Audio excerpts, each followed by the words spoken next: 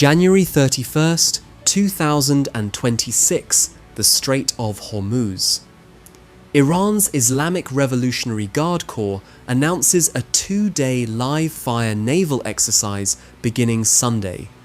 Location coordinates place the drills directly in the traffic separation scheme.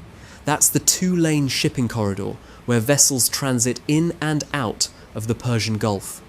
21 million barrels of oil flow through this 21-mile-wide choke point every day, and the IRGC just declared they're conducting weapons training in the middle of it.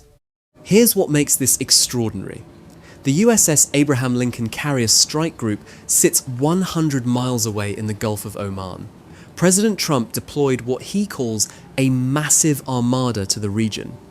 The most advanced aircraft carrier in the theatre, 3 Arleigh Burke destroyers, over 400 vertical launch cells loaded with interceptors and tomahawks, 75 aircraft including F-35C stealth fighters, and Iran announces live-fire drills anyway, not 500 miles away, not in their territorial waters, safely distant from American forces, in the shipping lanes, where US Navy vessels operate, where commercial traffic transits, where any miscalculation means collision, escalation, or worse. The US Central Command issues a warning Saturday morning. We will not tolerate unsafe IRGC actions, including overflight of US military vessels, high-speed boat approaches on a collision course, or weapons trained at US forces. That's not diplomatic language. That's rules of engagement. Cross these lines and US ships will defend themselves. So why does Iran do this? Why conduct live-fire exercises within proximity of the world's most powerful naval force when tensions are already at breaking point? The answer reveals something critical about asymmetric warfare, calculated risk, and the reality of rules of engagement that tie American hands while Iranian speedboats operate in the grey zone between harassment and actual attack. This is the story of how Iran gets away with it.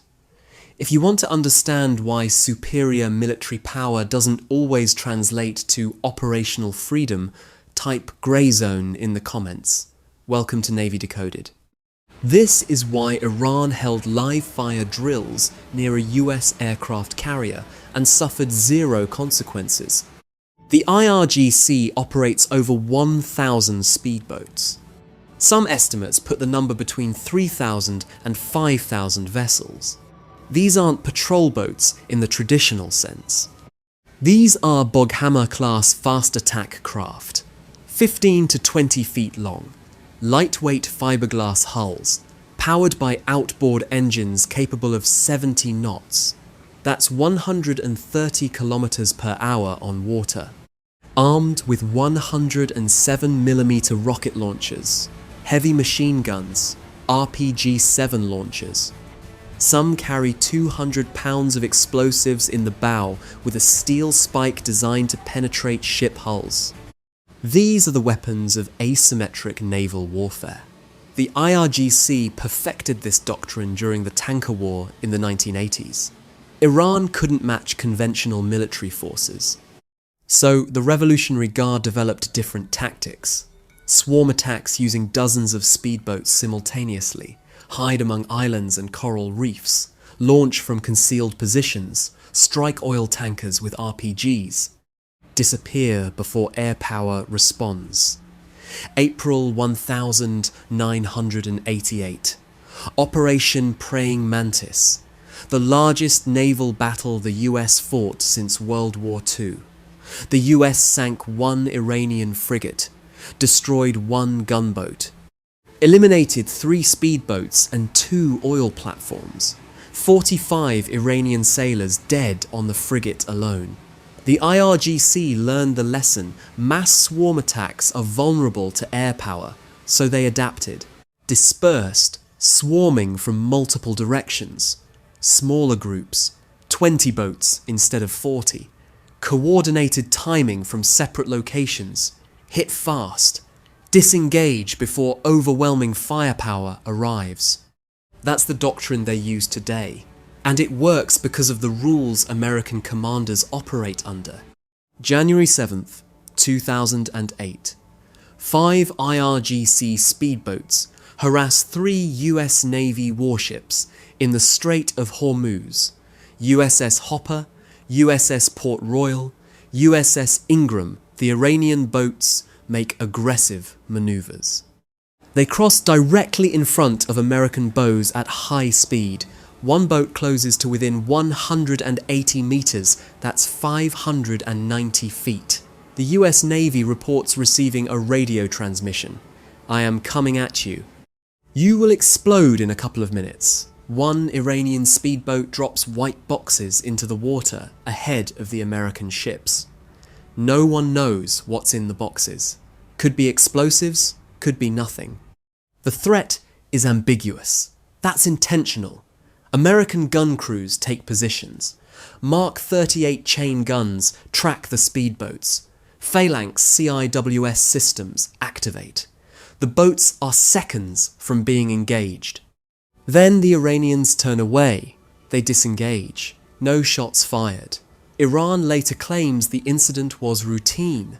They deny the radio transmission. They release their own video suggesting the US footage was staged. But here's what matters. The Iranians got within 180 meters of US warships. They made threatening transmissions.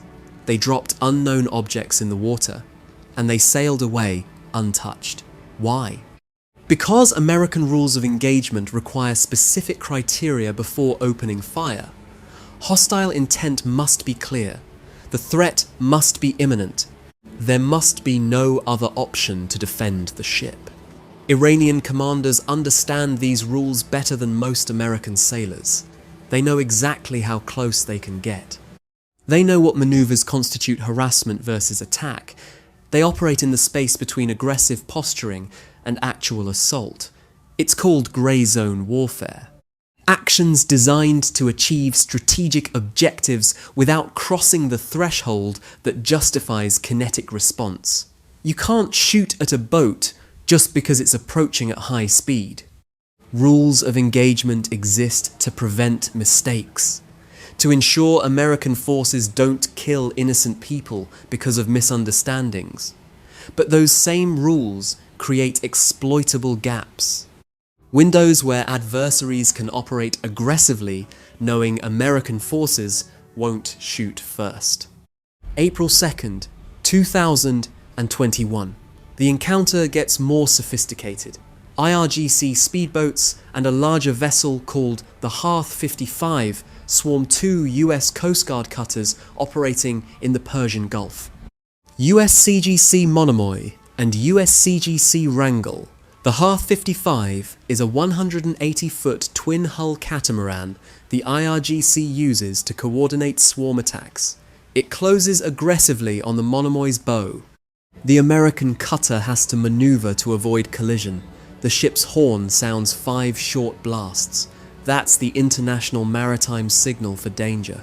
3 fast attack craft join the Hearth 55. They circle the 2 Coast Guard cutters for 3 hours, repeatedly crossing in front at close range, ignoring multiple warnings to cease unsafe operations. The Coast Guard vessels are armed with 25mm chain guns and 50 caliber machine guns. They don't fire, they maneuver defensively. They issue warnings. They document the encounter. The Iranians eventually disengage. Once again, they operate with impunity. The Pentagon releases video footage calling the Iranian actions unsafe and unprofessional. That's diplomatic language. What it means is Iran violated maritime norms. They endangered American forces. They created conditions where one mistake causes casualties. But unsafe and unprofessional doesn't justify lethal response, not under US rules of engagement.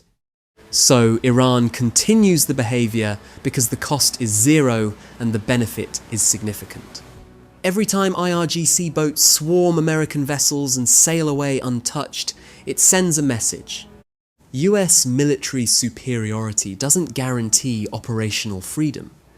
American carriers might have overwhelming firepower, But that firepower is constrained by rules, by law, by the requirement to distinguish between harassment and attack.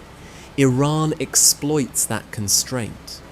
August 2023.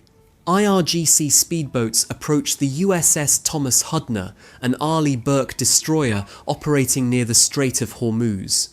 The Iranian boats issue a warning: do not violate Iran's territorial waters. 2 US Navy helicopters are airborne above the destroyer. The IRGC claims they forced the helicopters to land. The video shows a helicopter landing on the Hudner's deck. It's unclear if that's because of Iranian warnings or normal operations. The Thomas Hudner responds that it's operating in international waters.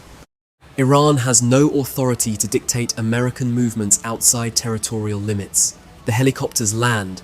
The destroyer continues its mission. No shots fired. The IRGC releases the video during a ceremony with senior commanders. They present it as a demonstration of military control over the Persian Gulf.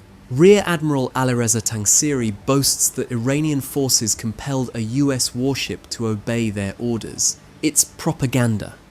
But propaganda works because there's a grain of truth. Iran spins the narrative. They create the impression that US forces comply with Iranian demands. That matters for regional perception. If smaller nations believe Iran can challenge American vessels without consequence, US credibility degrades. Allies question security guarantees. Adversaries become emboldened. China watches these encounters. Russia studies them. They see a pattern. The US military dominates conventional warfare. But in the grey zone, constrained by rules of engagement and international law, American forces operate with one hand tied. Asymmetric tactics work. Small boats with machine guns can harass destroyers. Propaganda can transform defensive maneuvers into claimed victories. And superior firepower stays holstered because the political cost of firing first exceeds the tactical benefit of eliminating the threat. January 31st, 2026. The live fire drills, Iran announces them with 72 hours notice. A radio message to mariners warns of naval shooting exercises Sunday and Monday. The coordinates cover part of the traffic separation scheme in the Strait of Hormuz. Ships entering the Persian Gulf use the northern lane. Ships exiting use the southern lane. The drill area overlaps the northern lane. Commercial vessels have to transit through Iranian weapons training. The USS Abraham Lincoln sits in the Gulf of Oman. The carrier arrived 2 weeks earlier after an 8,000-mile sprint from the South China Sea. The Lincoln Carrier Strike Group includes destroyers USS Spruance, USS Stockdale, and USS O'Kane, cruiser USS Mobile Bay. Over 400 vertical launch cells. This is overwhelming combat power. And Iran announces live fire drills anyway. Central Command issues the warning. We acknowledge Iran's right to operate professionally in international airspace and waters. But any unsafe and unprofessional behaviour near US forces increases risks of collision, escalation, and destabilisation. That's the key phrase. Iran has the right to conduct military exercises.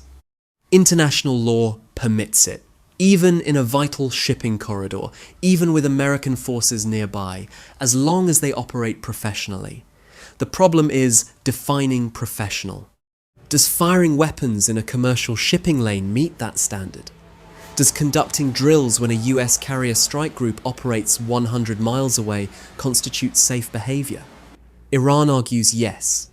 They're operating in waters adjacent to their territory. They're conducting defensive training. They have the right to maintain military readiness. The US argues it's provocative. It's dangerous. It creates conditions for miscalculation. But provocative isn't illegal. Dangerous isn't grounds for preemptive action. The drills proceed. IRGC speedboats operate in the strait. They conduct weapons training, they fire rockets and machine guns at targets, commercial ships reroute, some delay transit, the drills last 48 hours. No incidents occur, no collisions, no shots exchanged with American forces. Iran completes the exercise and declares success. They demonstrated their ability to operate in the strait despite US military presence. They showed domestic audiences the regime maintains control over strategic waterways. They signaled to regional rivals that Iranian forces won't be intimidated by American carriers. And the cost to Iran? Zero. No ships sunk, no personnel killed, no economic consequences. The US issues statements. Central Command calls the behaviour unprofessional. Pentagon officials express concern. Diplomatic channels engage. But the carrier strike group doesn't interfere with the drills. American destroyers maintain their patrol routes. The Lincoln continues flight operations. No kinetic response, no confrontation. Iran gets away with it because they operate precisely in the space American rules of engagement allow. Here's the reality. The US Navy has the most trained and lethal force in the world. American carriers project power unlike any other platform. F-35Cs can penetrate any air defense network. Aegis destroyers can intercept ballistic missiles. Tomahawks can hit targets 1,000 miles away with precision. But that capability is constrained by law and policy. The US operates under international maritime law, rules of engagement, escalation protocols, political considerations. Iran operates under different constraints. The IRGC doesn't worry about international perception the way democratic militaries do. They don't face congressional oversight. They don't answer to media scrutiny in the same way. They can take risks American commanders can't accept. That asymmetry creates opportunity. Iranian speedboats can approach within 180 meters because they know US ships won't fire unless hostile intent is unambiguous. They can conduct live fire drills in commercial lanes because international law permits military exercises in international waters. They can release propaganda videos claiming victory because perception matters more than tactical reality. And American carriers, with all their overwhelming power, sail through the strait constrained by rules that Iranian adversaries exploit. That's not weakness. That's the cost of being a professional military that operates under law. But it creates situations where smaller forces can harass larger ones, where propaganda can claim success despite tactical inferiority, where Iran can hold live fire drills 200 meters from a US aircraft carrier and face zero kinetic consequences. The drills matter because they demonstrate a pattern. Iran will continue probing, testing boundaries, operating in grey zones. As long as the cost remains zero and the propaganda value stays high, the behaviour continues. And until rules of engagement change or political will shifts to accepting the risks of preemptive action, Iran will keep getting away with it. That's asymmetric warfare. That's why superior firepower doesn't guarantee operational freedom. That's why a carrier strike group worth billions of dollars sails through the Strait of Hormuz, while Iranian speedboats conduct weapons training in adjacent waters, and there's nothing the US Navy can do about it without triggering an escalation no one wants. If this analysis showed you the gap between military capability and operational reality, you belong here on Navy Decoded. Hit subscribe for the next breakdown.